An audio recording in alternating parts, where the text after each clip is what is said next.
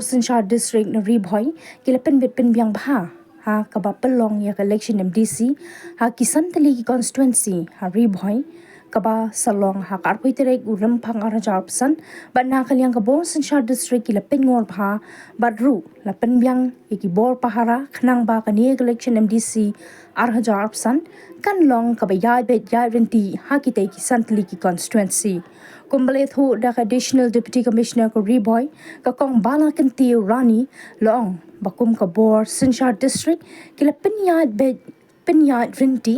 ha ka jingpen kre ya kan election MDC ha ki te ki sandli ki constituency ki badan Bhoi bat kumba long hadu menta kan ka jingpen kre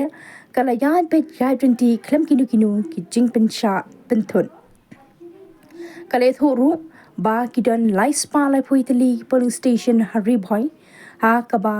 nadu hinin gasi kinong tre sarkar polling personnel kila mi manpoi shaki polling station bara benchet ya ki bat menta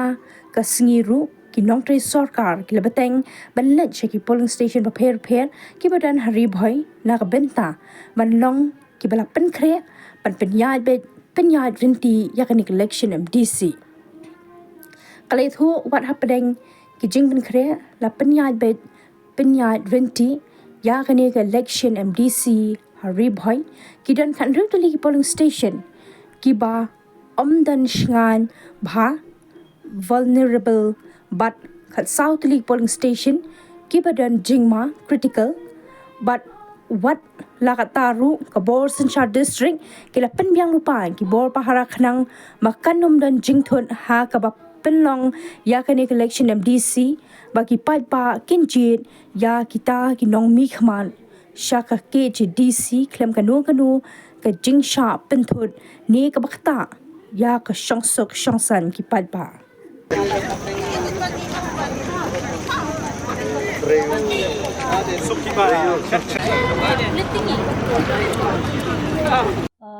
Bhoi district gidan kat South Tylli ki critical polling station but Khanril Tylli ki vulnerable polling station kajin pun create na kabanta kini ki critical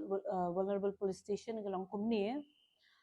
kumangala itu managani ba ngila ki police personnel kila adon lupa kumba 3 companies apo Bhoi district kiba deploy hakeleng saudang jengki polling station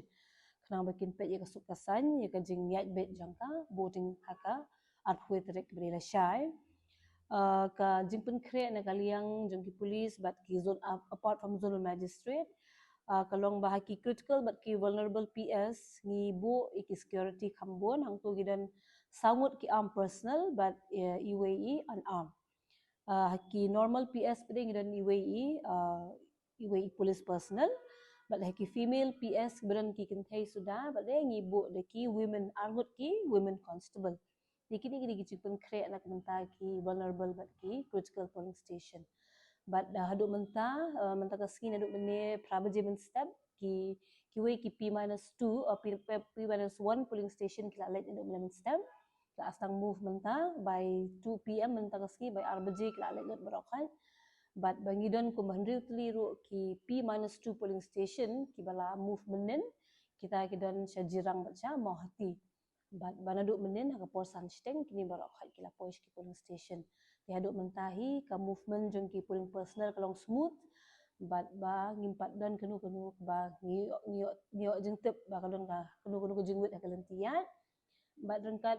but kini ki polling station kemudian se border ru I deputy commissioner jongi ila dep tho but ikran but ki bor sarkar jong ki district ba kapot Assam but Meghalaya